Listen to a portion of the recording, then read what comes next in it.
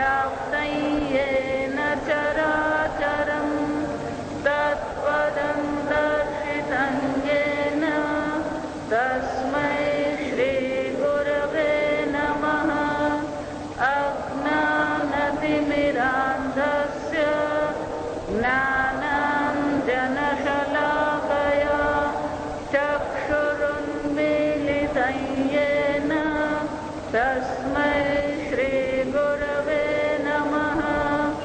गुरुर्ब्रह्मा गुरुर्विष्णुः गुरुर्देवो महेश्वरः गुरुरेव परं ब्रह्म तस्मै श्रीगुरवे नमः।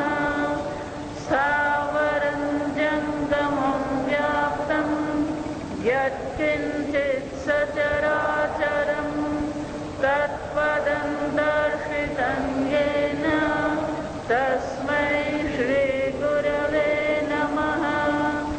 चिन्मयं व्याप्ति यत्सर्वं त्रैलोक्यं सचराचरं तत्पदं दर्शितं येन तस्मै श्रीगुरवे नमः।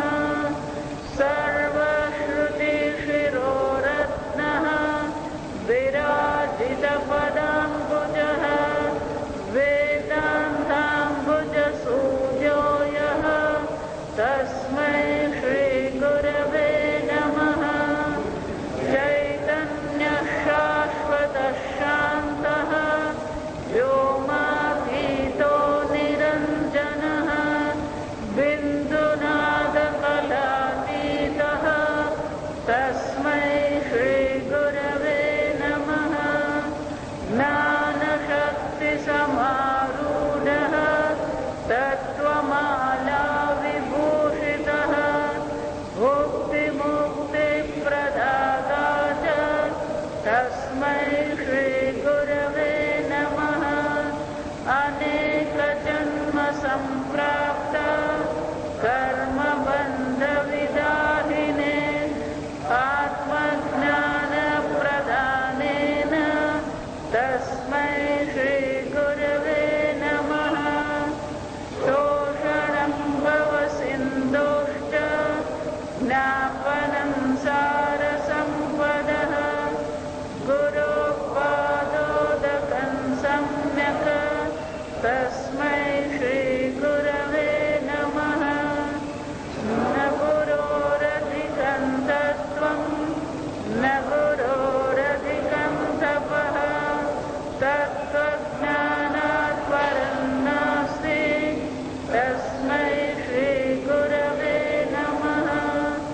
मन्नाथः श्रीजगन्नाथः मद्गुरुः श्रीजगद्गुरुः मदात्मा सर्वभूतात्मा तस्मै श्रीगुरवे नमः।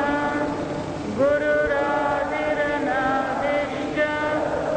गुरुः परमदैवतं गुरोः परतरं नास्ति तस्मै श्रीगुरवे नमः।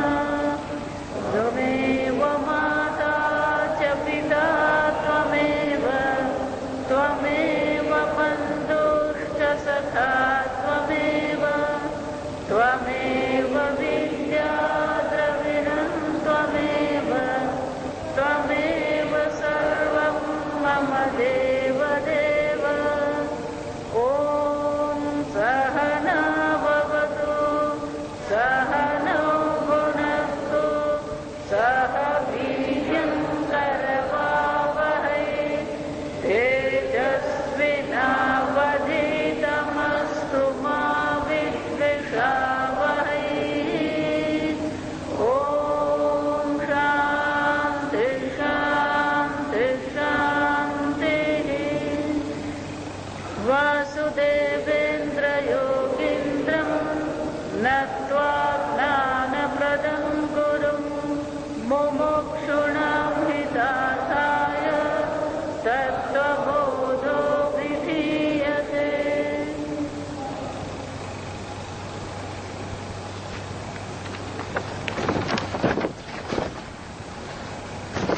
નંબર 128.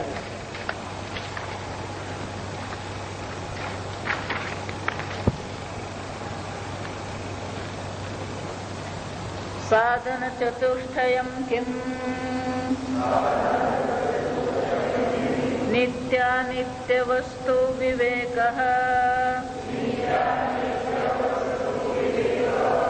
ઇહા મૂત્રાર્થ ફલ ભોગ વિરાગઃ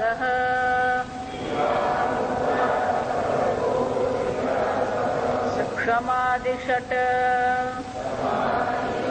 સંપત્તિર્મુમુક્ષુત્વં ચેતિ નિત્યાનિત્ય વસ્તુ વિવેકઃ કઃ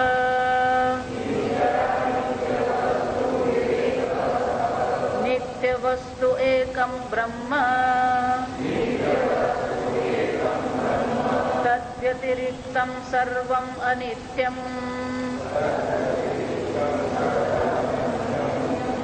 તદ્વ્યતિરિક્તં સર્વં અનિત્યમ અયમેવ નિત્યાનિત્ય વસ્તુ વિવેકઃ વિરાગઃ કઃ ઇહ સ્વર્ગભોગેષુ ઇચ્છારાહિત્યમ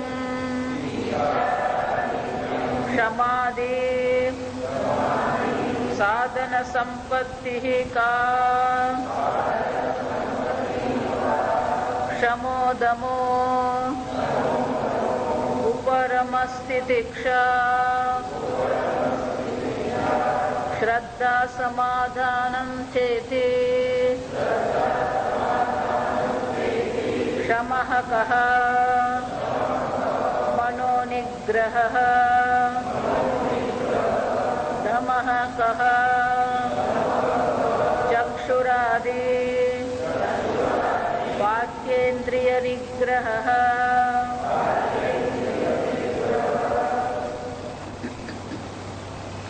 શંકરાચાર્યજી વિવેક સમજાવતા કહે છે નિત્ય અનિત્ય વસ્તુ વિવેક.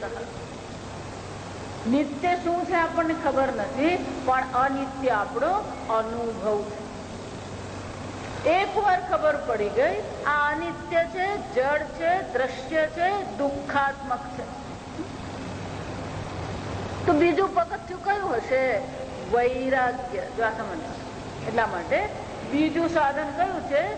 ઇહ અમૂત્રાર્થ ફલ ભોગ વિરાગ. ઇહ આલોકમાં, અમૂત્ર પરલોકમાં, અર્થ વિષયો, ફલ આલોક પરલોકના જે પણ કઈ વિષયો છે એ વિષયોના ભોગ પ્રત્યે આપણા મનમાં વૈરાગ્ય આવે. આ અનિત્ય છે એ સુખ આપી શકે એમ છે. થોડુંક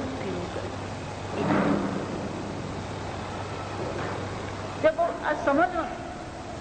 વૈરાગ્ય એટલે ખરેખર ભૌતિક ત્યાગ નથી. જો સમજો, ભૌતિક રીતે સંપૂર્ણતઃ આ જગત નો ત્યાગ કરવો શક્ય જ નથી.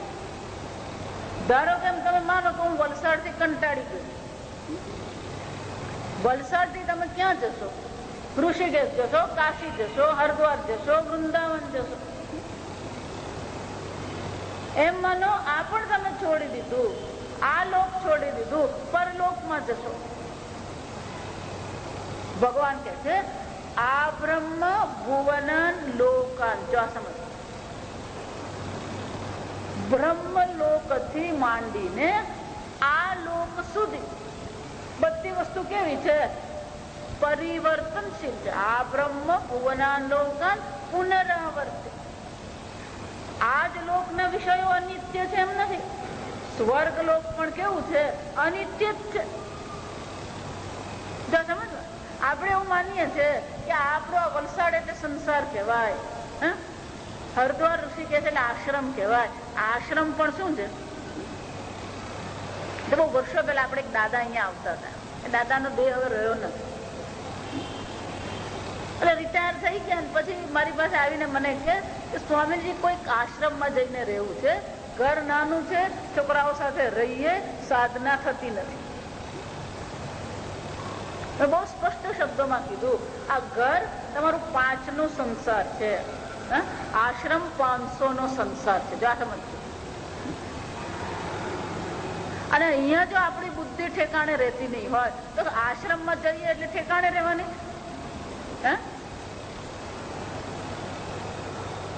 કોઈ પણ માણસ જો સમજ, કોઈ પણ સાધક હોય એ આશ્રમમાં 2 દિવસ ડાયો રહે. આ સમજો.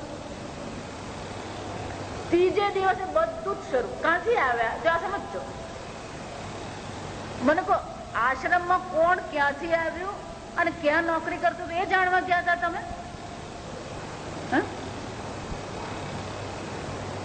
પણ આપણી બુદ્ધિ શું છે? એટલે ગુજરાતીમાં બહુ કડવો શબ્દ છે, એને પંચાત કહેવાય. બીજે દિવસે શરૂ થઈ જ જાય. ક્યાંથી આવ્યા, શું કરતા હતા, એકલા જ છો, કેટલા છોકરા? આજે અમારા સાધુ પાસે આવે ત્યારે આ જ ચર્ચા કરતા. તમારા ભાઈ બહેન છે? જો ક્યાં છે? સમજો. સાધુ પાસે જઈને ભગવાન ની વાત કરવાની હોય, વૈરાગ્ય ની વાત કરવાની, એને બધે શું છે? એ અહીંયા જો આપણું મગજ ઠેકાણે નથી, અહીંયા સંસાર છૂટતો નથી, ઋષિકેશ ને કાશી જઈને શું કરવાના છે? એ જ કરવાના. આ સમજો. એટલે ઋષિકેશ જવું કે આ કેસરી કપડા પહેરવા એટલે વૈરાગ્ય નથી. શંકરાચાર્યજી શું કહે છે? ઇહ અમૂત્ર અર્થ ફલ ભોગ. આ કર્મ ફળ ભોગવવામાં પ્રત્યે જ આપણા મનમાં શું થઈ જાય? વૈરાગ્ય. ભોગ એટલે આ ભોગ બુદ્ધિ છૂટવી જોઈએ. ગીતામાં એટલા માટે ભગવાન બહુ સ્પષ્ટ શબ્દોમાં કહે છે, વિષયા વિનિવર્તન્તે નિરાહારસ્ય દેહિના. તમે વિષયોનો ઉપભોગ કરવાનો છોડી દેશો, વિષયો પાછા જતા રહેશે. તે ભગવાન એક પેલી લાલ બત્તી બતાવે, વિષયો પાછા જતા રહેશે કારણ કે તમે એને ભોગવતા નથી. પણ શું થશે? રસ વર્જમ. જો આ સમજો. વિષયો પાછા ફરી ગયા, પણ જો વિષયમાં મહત્વ બુદ્ધિ છે, રસ બુદ્ધિ છે, સુખ બુદ્ધિ છે, રસ વર્જમ એટલે શું થશે? વિષયો પાછા જશે. પેલી રસ બુદ્ધિ તો શું થવાની? રહી જ જવાની. અને જ્યાં સુધી રસ બુદ્ધિ છે ત્યાં સુધી વૈરાગ્ય પૂર્ણ થતો નથી. અને એટલા માટે શંકરાચાર્યજી કે છે ભોગે શું? આ ભોગ પ્રત્યે આપણા મનમાં શું થવો જોઈએ? વૈરાગ્ય આવવો જોઈએ. આજે અત્યારે તાપ પડે છે ને, આ વલસાડમાં ઘણી બધી જગ્યાએ પેલા ખાલી મેદાનો છે. આ શહીદ ચોકમાં તમે જો આખું મેદાન ખાલી છે. હમણાં તાપ પડે છે એટલે આખું મેદાન કેવું લાગે? વેરાન લાગે. આપડી ભાષામાં શું કહેવાય? વેરાન લાગે. આ રસ્તા પણ સાઈડ પરના કેવા લાગે છે અત્યારે? સાવ સુખા. એના પર બપોરના ચાલીએ તોય આપણો પગ દાજે. એક જ વરસાદ પડી જાય પછી શું થાય? એક જ વરસાદમાં 4 જ દિવસમાં આખું મેદાન શું થઈ જાય છે? લીલું છમ થઈ જાય. જો આ સમજજો બરાબર. કેમ? પેલા ઘાસના મૂળ ત્યાં આગળ છે જ. એ જ રીતે જો આપણી બુદ્ધિમાં રસ હશે, સુખ બુદ્ધિ હશે, મહત્વ બુદ્ધિ હશે, વસ્તુ આટલી જ જરૂરી છે, થોડી અનુકૂળતા આવી જોઈએ. વરસાદ પડવો એટલે શું કહેવાય? અનુકૂળતા. જ્યાં થોડી અનુકૂળતા આવી તત્કાળ શું થઈ જશે? જે પેલું ઘાસ ઉગી નીકળે ને એમાં આ ઈચ્છાઓ ઘાસની જેમ શું થવા માંડશે?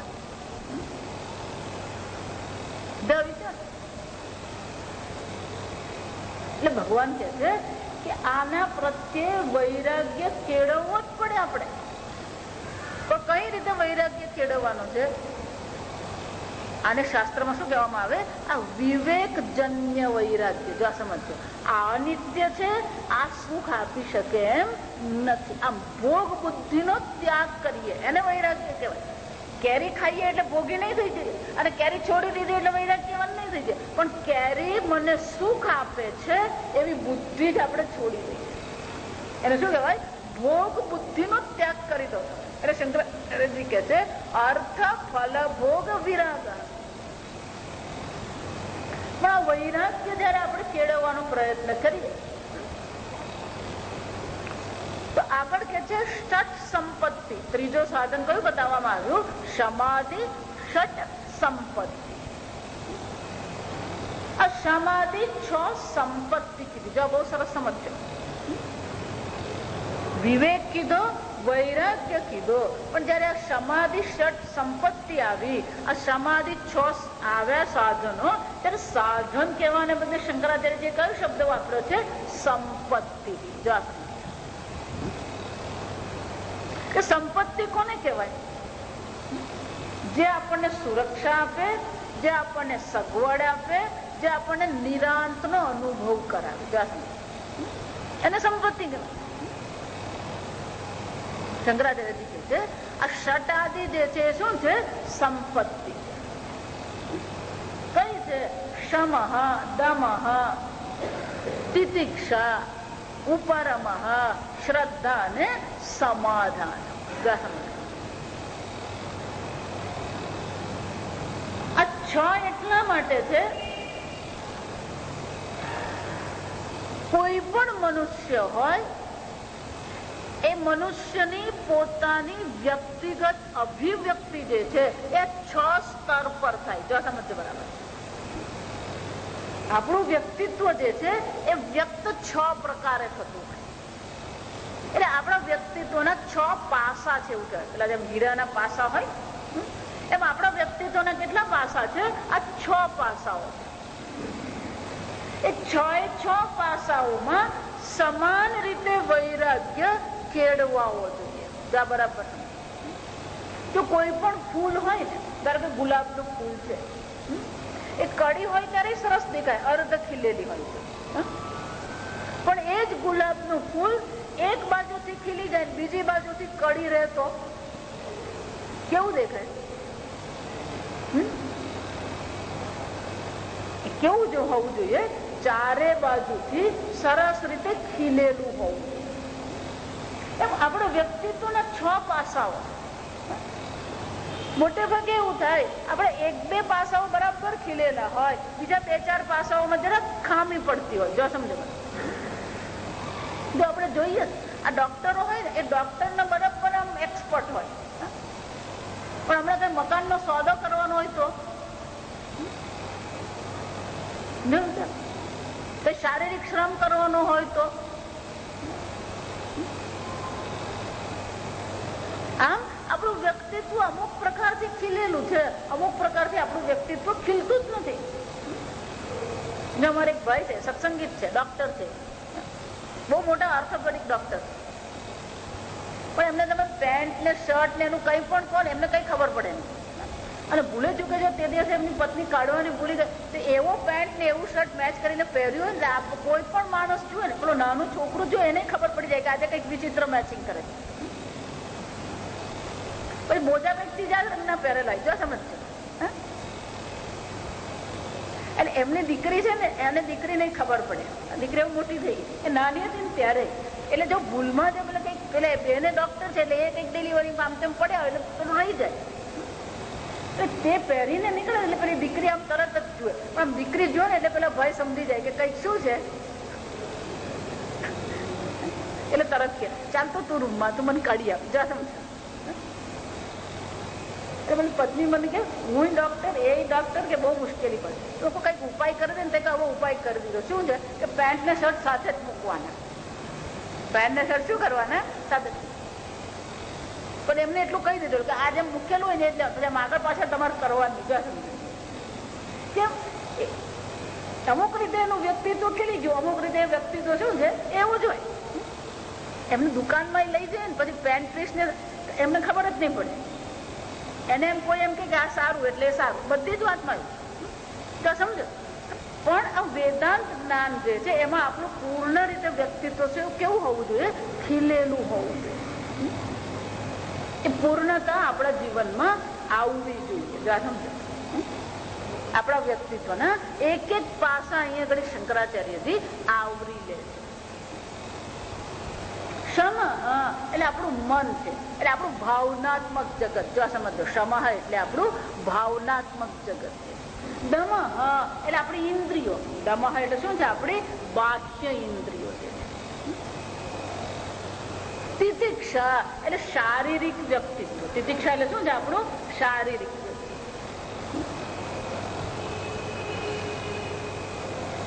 ઉપરમ એટલે આપણું કર્મનું ક્ષેત્ર. જો સમજો, ઉપરમ એટલે આપણું કર્મનું ક્ષેત્ર. શ્રદ્ધા એટલે આપણું બૌદ્ધિક જગત. શ્રદ્ધા એટલે જો આપણને એવું લાગે શ્રદ્ધા એટલે મનનો વિષય કહીએ આપણે. જો સમજો, આ બધું બરાબર સમજાશે. પછી સામાન્ય રીતે શ્રદ્ધા એટલે આપણે શું માનીએ? માનસિક માનીએ. ખરેખર શ્રદ્ધા શું છે? એ બૌદ્ધિક જગત છે. અને છેલ્લે શું છે? સમાધાન. સમાધાન એટલે આપણું ચિત્ત જે છે, આપણી એકાગ્રતા કેવી છે, એને શું કહેવામાં આવે? સમાધાન. આમ કર્મ છે, શરીર છે, ઇન્દ્રિય છે, મન છે, બુદ્ધિ છે અને ચિત્ત. આપણે 6 વ્યક્તિત્વ છે. અને 6 વ્યક્તિત્વમાં શંકરાચાર્યજી કહે છે આ સંપત્તિ આપણા જીવનમાં આવવી જોઈએ. બીજા શબ્દોમાં કહીએ તો પહેલા શંકરાચાર્યજી કીધું વૈરાગ્ય. જો આ સમજ્યો, એ વૈરાગ્ય સામાન્યતઃ વૈરાગ્ય, પણ આપણા દરેક વ્યક્તિત્વના ક્ષેત્રમાં વૈરાગ્ય આવવો જોઈએ. શરીરના સ્તર પર પણ વૈરાગ્ય હોય, ઇન્દ્રિયના સ્તર પર પણ વૈરાગ્ય હોય, મનના સ્તર પર પણ વૈરાગ્ય હોય, બુદ્ધિના સ્તર પર પણ વૈરાગ્ય હોય, કર્મના સ્તર પર પણ વૈરાગ્ય હોય, અને છેલ્લે ચિત્ત એટલે કે આપણા એકાગ્રતાના સ્તર પર પણ વૈરાગ્ય હોય. આમ આપણા 6 વ્યક્તિત્વના ક્ષેત્રમાં શું આવવું જોઈએ? આ પૂર્ણતઃ વૈરાગ્ય આવવો જોઈએ. અને શું કહેવામાં આવે? અસંપત્તિ. આ ખરી સંપત્તિ છે. એટલે ભગવાન 16મા અધ્યાયમાં કહે છે, 16મા અધ્યાયનું નામ શું છે? દૈવાસુર સંપત્તિ વિભાગ યોગ. ભગવાન શું કે છે? આ દૈવી સંપત્તિ. આપણને આ ભૌતિક સંપત્તિમાં વધારે રુચિ હોય તો સમજો, આ ભૌતિક જગતમાં પણ સંપત્તિ હોય, પુણ્યાદી પણ અલૌકિક સંપત્તિ કહેવાય, પણ આ તો કેવી છે? આધ્યાત્મિક સંપત્તિ છે. દૈવી સંપત્તિ એટલે કેવી છે? આધ્યાત્મિક સંપત્તિ. અને શંકરાચાર્યજી કહે છે આ ત્રીજું સાધન કયું છે? સમાધિ ષટ સંપત્તિ. આ ત્રીજું સાધન. ચોથું સાધન કે છે મુમુક્ષુત્વ. જો સમજો, મુમુક્ષુ એમ નથી કીધું, મુમુક્ષુ પણું. જો આ સમજો, આ પણું શબ્દ બહુ મજાનો છે. ત્વમ કહેવાય એને સંસ્કૃતમાં. અથવા શીલ એવું કહેવાય, વિચારશીલ. જો આપણે એવું કે તો શીલ સ્વભાવ. શીલ એટલે કે સ્વભાવ. શીલ એટલે શું છે? એનો સ્વભાવ છે. એ જ રીતે ત્વમ શબ્દ એનો સ્વભાવ હોય ને ત્યારે એને ત્વમ કહેવાય. આ ઘડો છે, ઘડાના સ્વભાવને ઘટત્વમ કહેવાય. એ જ રીતે મુમુક્ષુ એમ નહીં, વ્યક્તિ મુમુક્ષુ હોય એક વસ્તુ છે.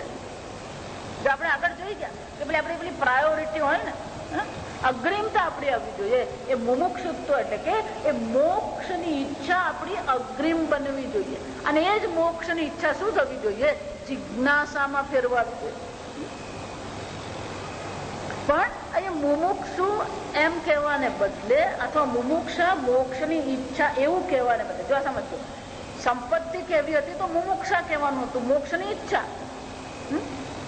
અથવા તો સાધક ને કહેવાનું હોય, સાધન હોય તો સાધન તો કયું થયું? મુમુક્ષા સાધન થાય. જો સમજો, અને જેને આ ઈચ્છા છે એને મુમુક્ષુ કહેવામાં આવે. પણ એ શંકરાચાર્ય શબ્દ કયો વાપર્યો? મુમુક્ષુત્વ. આ મોક્ષની ઈચ્છા એ આપણો સ્વભાવ બની જવું જોઈએ. વિચાર, મુમુક્ષુત્વ કીધું, એ મુમુક્ષુપણું આપણામાં આવવું જોઈએ. એ મુમુક્ષુપણું એકવાર આવે ને પછી આપણને કોઈ હલાવી શકે નહીં. પણ જ્યાં સુધી પેલું મુમુક્ષુત્વ નહીં આવે, એ મુમુક્ષુપણું આપણામાં ડેવલપ નહીં થાય, વિકસિત નહીં થાય, ત્યાં સુધી આપણને બીજે ફંટાઈ જવાની શક્યતા ખરી, પણ એક વાર જો મુમુક્ષુત્વમાં આવી ગયું, મુમુક્ષુપણું આપણામાં આવી ગયું, આપણા જીવનની અગ્રિમતા જ મોક્ષ થઈ ગઈ, પછી ગમે એટલા માર્ગમાં વિઘ્નો આવે, કારણ કે આપણું પ્રારબ્ધ લઈને આપણે આવે. જો સમજો, વિઘ્ન અન્ય કોઈ નથી, આપણને આપણે જ પ્રારબ્ધ લઈને આવ્યા છે, અને આપણું પ્રારબ્ધ આપણે લખાવીને જ આવે. આપણા જ કર્મ પ્રમાણે પ્રારબ્ધ હોય એટલે ક્યારેય કોઈને કઈ દોષ દેવાની આપણને જરૂર જ નથી, આપણે જ માગ્યું છે. જો એટલા માટે આ વેદાંતમાં આવ્યા પછી આ પ્રારબ્ધ ક્યારેક આપણને વેદાંતથી શું કરે, દૂર લઈ જાય. કેમ કે આપણે જ પ્રારબ્ધમાં ભોગ માગેલો હોય એટલે જ્યાં ભોગનો વખત આવે તો પછી આ વેદાંત આપણું શું થઈ જાય, છૂટી જાય. જો સમજો, એટલા માટે હું બધા સાધકોને કહું, રોજ સવાર સાંજ પ્રાર્થના કરતા રહેવાનું. એ નિત્ય પ્રાર્થના દ્વારા ભગવાનને આપણે કહેતા રહેવાનું કે ભગવાન, ધારો કે મેં ભૂલમાં માગી લીધું હોય તો જરા કે ઓછું કરી દે, અમારું વેદાંત છૂટી નહીં જાય. એવું નથી કે એકવાર વેદાંતમાં આવે એટલે પછી સતત એને વેદાંત શ્રવણ મળતું રહે. ક્યાંક ને ક્યાંક એવો વિઘ્ન આવી જાય કે આપણે વેદાંત શ્રવણ શું કરવું પડે, છોડી દેવું પડે. એટલા માટે શાસ્ત્રમાં કહેવાય પૌન પુણ્ય શ્રવણમ કુર્યાત. શાસ્ત્રમાં શું કહેવામાં આવે, પૌન પુણ્ય એટલે પુનઃ પુનઃ, ફરી ફરી આ શાસ્ત્ર શ્રવણ કરતા રહેવું જોઈએ. પણ આપણું પ્રારબ્ધ જ આપણને શું કરી શકે, ક્યાંક બીજે લઈ જઈ શકે. અને એટલા માટે આ મુમુક્ષુત્વ એ મોક્ષની ઈચ્છા પણ આપણે શું કરવું પડે, વિકસાવવું પડે. અને એટલા માટે એને પણ શંકરાચાર્ય શું કીધું, સાધન કીધું. જો આ સમજો, આમ આ 4 સાધન શંકરાચાર્યજીએ બતાવ્યા. નિત્ય અનિત્ય વસ્તુ વિવેક, ઇહ અમૂત્ર અર્થ ફલ ભોગ વિરાગ, સમાધિ ષટ સંપત્તિ મુમુક્ષુત્વમ ચ ઇતિ. આગળ મેં કીધું એમ, જ્યાં શંકરાચાર્યજી નવો શબ્દ વાપરશે એટલે સ્વયં પ્રશ્ન પૂછશે અને પછી ઉત્તર આપશે. પહેલું સાધન બતાવ્યું નિત્યાનિત્ય વસ્તુ વિવેક. એટલે હવે પ્રશ્ન શું પૂછ્યો, નિત્યાનિત્ય વસ્તુ વિવેક કહ. આ નિત્યાનિત્ય વસ્તુ વિવેક શું છે? અને શંકરાચાર્ય એની વ્યાખ્યા કરતા કે છે, નિત્ય વસ્તુ એકમ બ્રહ્મ. એક બ્રહ્મ જ નિત્ય વસ્તુ છે, તદ્વ્યતિરિક્તમ સર્વમ અનિત્ય. આ બધી વ્યાખ્યા મોડે થઈ ગઈ. બીજું બધું ઘણું મોડું થાય. કોનો છોકરો કોની સાથે પરણેલો ને એ હું ભણેલો એ બધું યાદ રહી જાય. કોનું ઘર કેટલામાં વેચાયું, કોને ફ્લેટ કેટલામાં વેચ્યો ને કેટલામાં લીધો એ બધું આપણને ખબર હોય. કોની વાડીમાં કેટલા ટન કેરી થઈ એ ખબર હોય આપણને. આવું બધું ઘણું યાદ રહી જાય. હવે આપણે શું યાદ રાખવાનું, આ વૈરાગ્યની વ્યાખ્યા, વિવેકની વ્યાખ્યા, આ બધી વ્યાખ્યા મોડે કરી દે. જ્યાં મોડે કરે એનો ફાયદો શું ખબર, પહેલો ફાયદો આ સંસાર આપણા મગજમાંથી નીકળી જાય. કે આપણા મગજમાં પછી શું આવે, પેલું તત્વબોધ. અમારા એક ભાઈ આ તત્વબોધ ભણતા હતા, પછી મેં કીધું આ મોડે કરવાનું, એટલે પછી પેલા બેસીને મોડે કરે. પછી એમનો છોકરો મને આવી, આ આખો દાડો નિત્ય અનિત્ય આ કોને હું બોલ બોલ કરતા સમજ.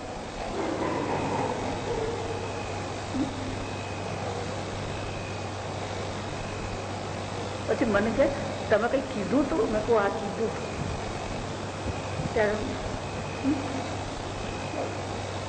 બીજું બધું ઘણું બોલતા રહીએ આપણે, એ નહીં બોલવાનું. હવે શું કરવાનું, આ તત્વબોધ બોલવાનું. અન્ય વાચા વિમુંચત. મુંડક ઉપનિષદમાં સાધન બતાવ્યું. આ જ્ઞાન પ્રાપ્ત કરવું હોય, જેને આ જ્ઞાન પ્રાપ્ત કરવું છે એના માટેનું એક સાધન કયું છે, અન્ય વાચા વિમુંચતા. ત્યાં શુદ્ધિ શું કે છે, અન્ય વાચા તું છોડી દે. વિમુંચતા એટલે હે સાધક, હે મુમુક્ષુ, હે જિજ્ઞાસુ, આ શું કર, આ અન્ય વાચા તું છોડી દે. આપણી અન્ય વાચા જ ચાલતી હોય.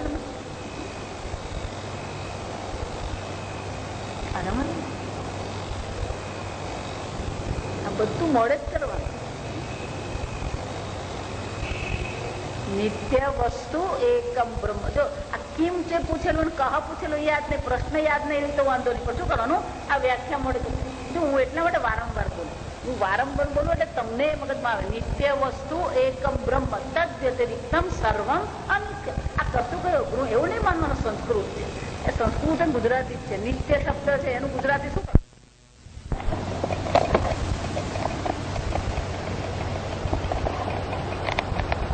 શંકરાચાર્ય કહે છે નિત્યમ વસ્તુ એકમ બ્રહ્મ.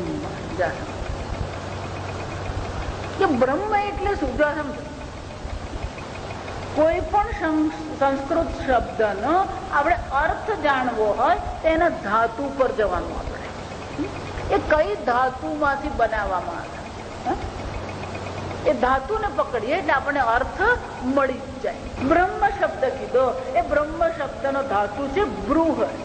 સમજો તો બૃહદ મુંબઈ આપણે કહીએ ને, એ પણ એ જ છે બૃહદ મુંબઈ. બૃહદાણ ઉપનિષદ. તો કે આ બૃહ ધાતુ જે છે એનો અર્થ શું થાય? તો કે બૃહી વૃદ્ધૌ.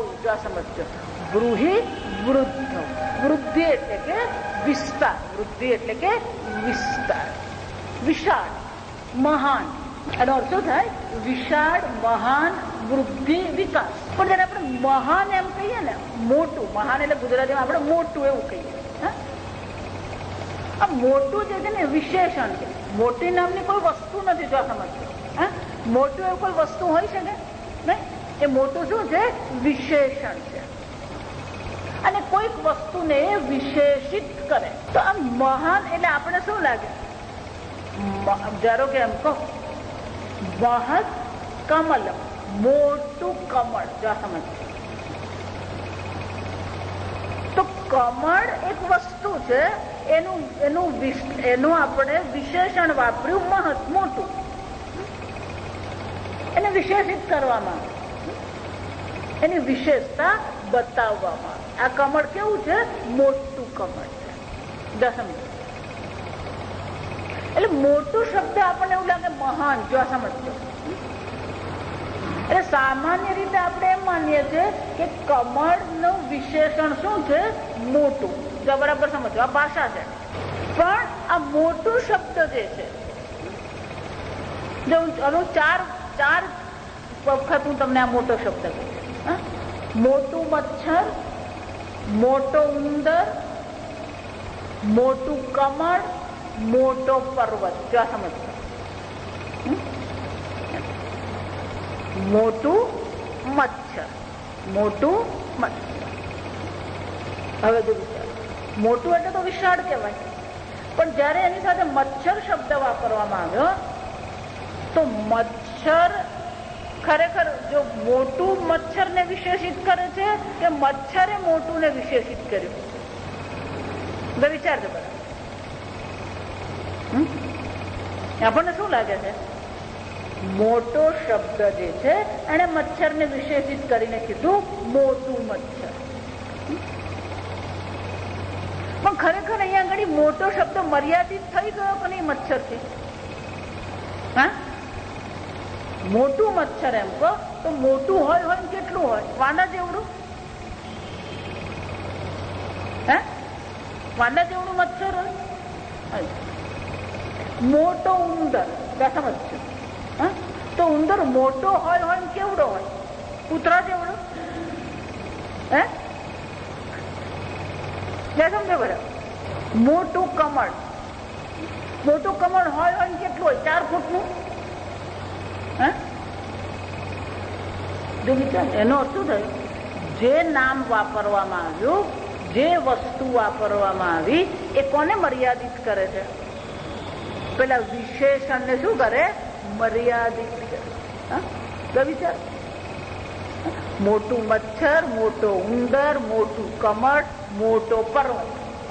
મોટો પર્વત હોય કેટલો? ચંદ્ર સુધી નો હોવાનો. સમજો એટલે આ વિશેષણ જે મોટું છે એની સાથે જે નામ વાપરવામાં આવે એ નામ આ વિશેષણ ને શું કરે છે? મર્યાદિત કરે. વિશેષણ ને શું કરે? થોડુંક વ્યાકરણ શીખવાનું, બહુ ચિંતા નહીં કરવાની. પણ ધારો કે આ વિશેષણને જ હું નામ બનાવી દઉં. વિશેષણ જે છે એને જ હું નામ બનાવી દઉં. એ નામ બનાવીએ જ એને કહેવાય બ્રહ્મ. જો સમજો, બૃહ ધાતુ છે, એ બૃહ ધાતુને જયારે આપણે નામ બનાવી દઈએ તો એ બ્રહ્મ એવું બને, એટલે મહાન એમ થઈ. એને મહાન એમ કીધું, પણ એની સાથે મર્યાદિત કરતું કોઈ વિષય જ નથી, તો પછી એ કેવું હશે? અનંત હશે, કારણ કે એને મર્યાદિત કરનાર કોઈ નામ છે જ નહીં. તમે એને મચ્છર કહો કે ઉંદર કહો કે કમળ કહો કે મનુષ્ય કહો તો શું થાય? એ પેલી મહાનતા શું થઈ ગઈ? એની મર્યાદિત થઈ ગઈ. પણ એ મહાન શબ્દની સાથે હું કોઈ વિષય કે નામ વાપરું જ નહીં, તો એને મર્યાદિત કરનાર કોઈ રહેતું જ નથી. એને શું કહેવામાં આવે? બ્રહ્મ. એનો અર્થ શું થયો? આ બ્રહ્મ એટલે શું છે? જે અનંત છે. જે કેવું છે? અનંત છે. આ અનંત શબ્દ જયારે આપણે વાપરીએ ત્યારે એમાં 3 અર્થ કરવાના. કારણ કે 3 પ્રકારની મર્યાદા આ જગતમાં છે. આ જગતમાં કેટલી મર્યાદા છે? 3 પ્રકાર. અનેક પ્રકારની મર્યાદાઓ છે, પણ દરેક મર્યાદાને વિભાગીકરણ કરીને આપણે 3 માં મૂકી શકાય. 3 પ્રકારની મર્યાદા: દેશતઃ મર્યાદા, કાલતઃ મર્યાદા અને વસ્તુતઃ મર્યાદા. જયારે એમ કહું આ મોબાઈલ છે, જો સમજજો, તો આ મોબાઈલ બનાવવામાં આવ્યો અને થોડા વખત પછી આ મોબાઈલ શું થઈ જશે? નાશ પામશે. એનો શું થયો? કાલતઃ. એ કેવો છે? મર્યાદિત. આ મોબાઈલ અહીંયા છે, ત્યાં નથી. દેશતઃ કેવો છે? એ મર્યાદિત. આ મોબાઈલ છે પણ ટેપ રેકોર્ડર નથી, ફૂલ નથી, પુસ્તક નથી, ટેબલ નથી, તો વસ્તુતઃ પણ આ મોબાઈલ શું થઈ ગયો? મર્યાદિત છે. આમ આ જગતની કોઈ પણ વસ્તુ તમે લો, એમાં 3 પ્રકારની મર્યાદા લાગે. દેશતઃ એટલે શાસ્ત્રમાં કહેવાય દેશ કાલ વસ્તુ પરિચ્છિન્ન. શાસ્ત્રમાં શું કહેવામાં આવે? પરિચ્છિન્ન. દેશ કાલ વસ્તુ પરિચ્છિન્ન. પણ આ બ્રહ્મ જે વસ્તુ જે છે એ વસ્તુ ખાલી બ્રહ્મ જેમ કીધું એટલે કે મહાન છે, અનંત છે. એનો શું થયો? દેશ કાલ વસ્તુ અપરિચ્છિન્ન. બ્રહ્મ કોને કહેવામાં આવે? દેશ કાલ વસ્તુ અપરિચ્છિન્ન. કોઈ મર્યાદા નથી. આ બ્રહ્મ કેવું છે? નિત્યમ વસ્તુ એકમ બ્રહ્મ. આ નિત્ય વસ્તુ જે છે એ એક બ્રહ્મ છે. તદ વ્યતિરિક્તમ. આ બ્રહ્મથી અન્ય જે પણ કઈ છે સર્વમ અનિત્ય. આ બ્રહ્મથી અન્ય સર્વ વસ્તુ અનિત્ય છે. પણ અમને તો ક્યાંય કઈ અનંત દેખાતું જ નથી. અમારા અનુભવમાં તો શું આવે? તમે બ્રહ્મ કહો ને અનંત કહો ને, જે વ્યાખ્યા કરવી હોય કરો. અમારો અનુભવ તો શું કે છે? આ ફક્ત અનિત્ય. જો સમજો, એટલા માટે પેલા બૌદ્ધ લોકો પણ શું કે છે? સર્વમ ક્ષણિકમ ક્ષણિકમ, સર્વમ દુઃખમ દુઃખમ.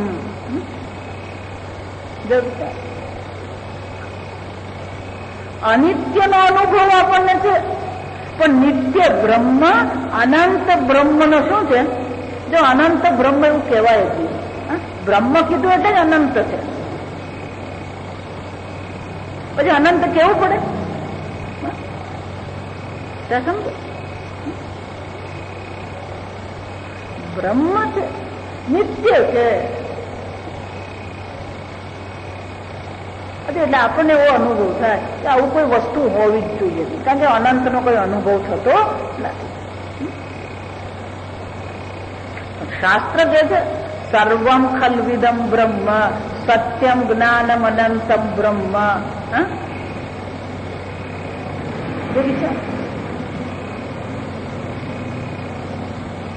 અને શાસ્ત્ર કહે છે એ અનંત છે.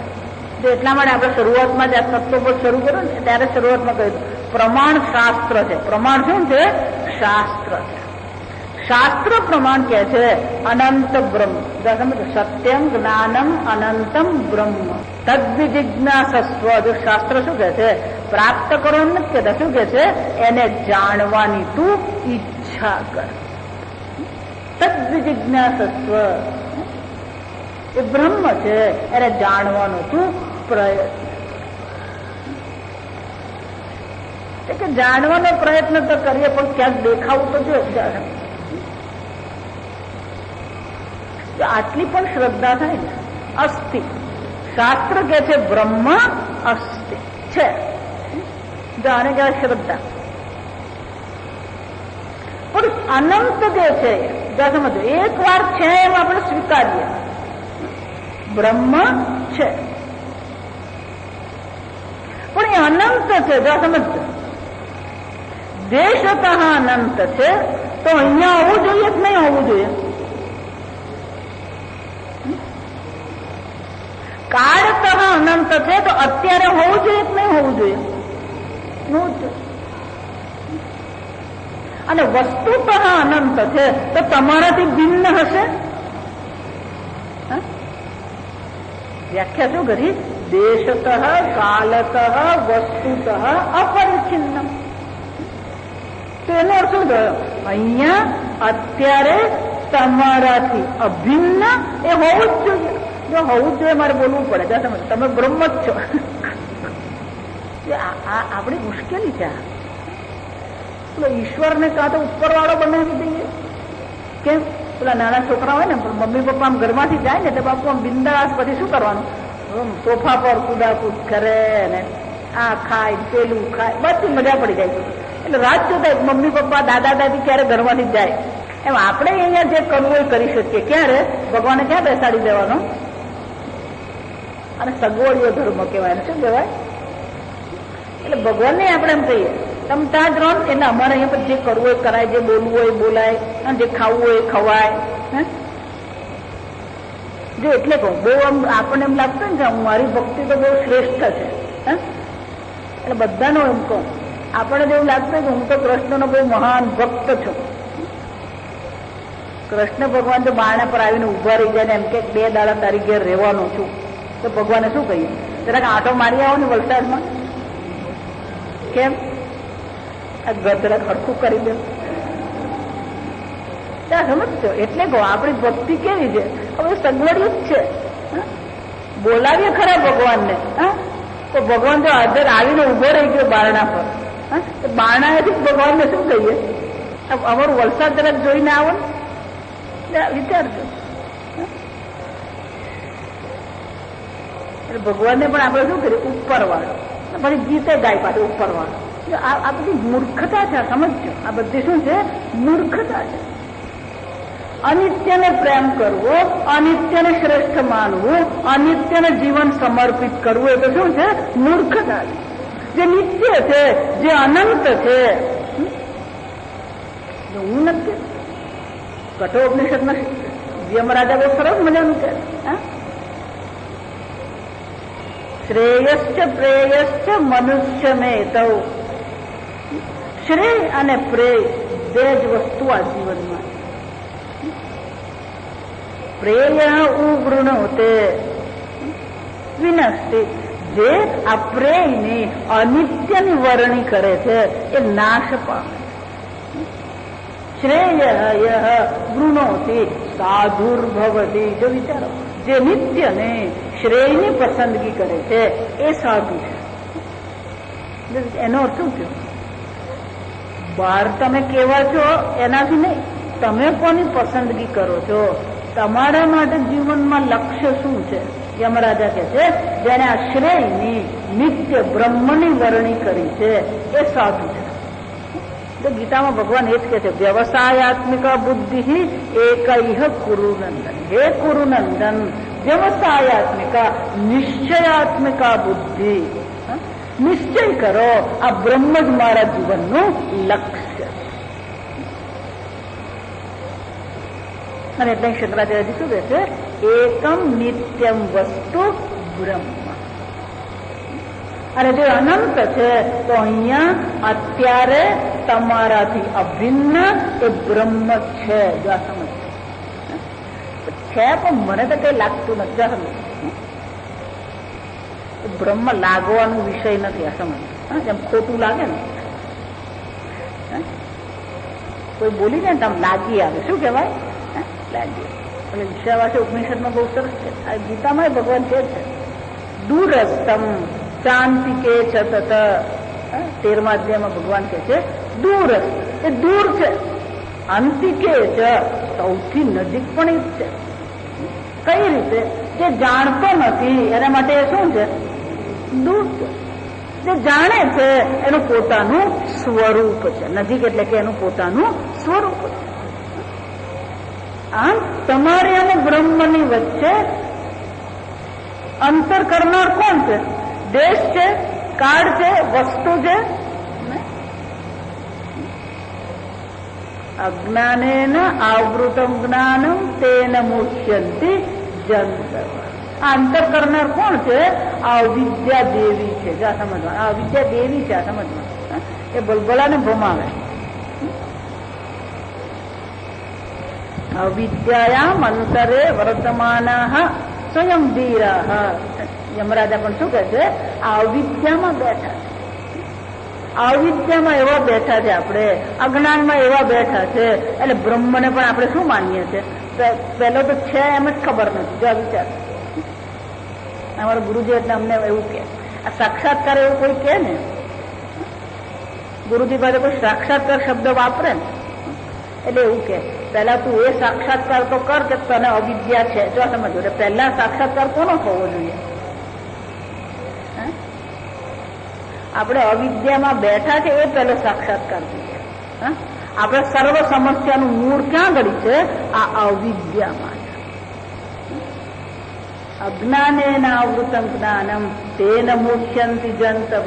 ભગવાન કહે છે અર્જુન, તારી સર્વ સમસ્યા આ મોહને કારણે જન્મેલો શોક બધું કોને કારણે છે? આ અજ્ઞાનને કારણે. જો વિચાર, એટલે પહેલો સાક્ષાત્કાર તો એ થવો જોઈએ કે અજ્ઞાન છે. તમારી અને પરમાત્માની વચ્ચે અંતર કરનાર. એટલે ત્યાં ગીતામાં ભગવાન શું કહે છે? આવૃતમ, જાણે કે ઢાંકી દીધું. ખરેખર ઢંકાયું નથી. આ અવિદ્યા શું કરે છે? તમારા સ્વરૂપને જાણે કે એને શું કરી દીધું? ઢાંકી દીધું. જો આ ઢાંકી દીધું સમજી લેજો. આ હોલમાં અત્યારે જયારે વીજળી જતી રહે પછી પ્રકાશ રહે નહીં. જો આ સમજ, તો પ્રકાશ નથી એટલે બધા નથી એવું છે? બધા છે કે નથી? છે. શાનાથી આવૃત્ત થઈ ગયા? અંધકારથી બધી વસ્તુ શું થઈ ગઈ? આવૃત્ત થઈ ગઈ. જો આ સમજ, જેવી રીતે અંધકારથી બધી વસ્તુ શું થઈ જાય છે? ઢંકાઈ જાય, દેખાય નહીં. જ્યાં પાછી વીજળી આવી, પ્રકાશ થયો એટલે બધું પાછું શું થાય? દેખાય. બસ આવું જ. અજ્ઞાન એટલે અંધકાર છે. ગુકાર અંધકાર રૂકારસ્તમ નિવર્તક. ગુકાર એટલે કે આ અંધકાર છે જેમાં બધું શું થઈ ગયું? અજ્ઞાન રૂપી અંધકારથી આપણે બધા આ ઢંકાયેલા છે. જો અજ્ઞાન રૂપી અંધકાર છે તો પછી પ્રકાશ કરનાર કોણ છે? જ્ઞાને નતું. એટલે ભગવાન જ્ઞાન ભાસ્વતા દીપ, જ્ઞાન દીપે ને ભાસ્વતા. ગીતામાં ભગવાન શું કહે છે? આ જ્ઞાન રૂપી દીપકનો જે પ્રકાશ છે એ પ્રકાશ દ્વારા જ આ તત્વના શું કરવાના? દર્શન કરવાના. આમ એક જ નિત્ય વસ્તુ છે જે બ્રહ્મ છે.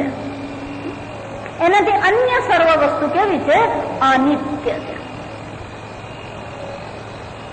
તો હવે આપણા જીવનમાં શું આવવું જોઈએ? જે નિત્ય છે એ આપણા જીવનનું લક્ષ્ય બનવું જોઈએ. જે અનિત્ય છે એના પ્રત્યે આપણા મનમાં વૈરાગ્ય. અને એટલા માટે શંકરાચાર્ય કહે છે વિરાગ કહ ઇહ સ્વર્ગ ભોગેશુ ઈચ્છા રાહિત્યમ. આ બહુ સુંદર શબ્દ વાપરે. આગળ મેં કીધું એ ભોગ બુદ્ધિ જ નહીં, જો ઈચ્છા રાહિત્યમ.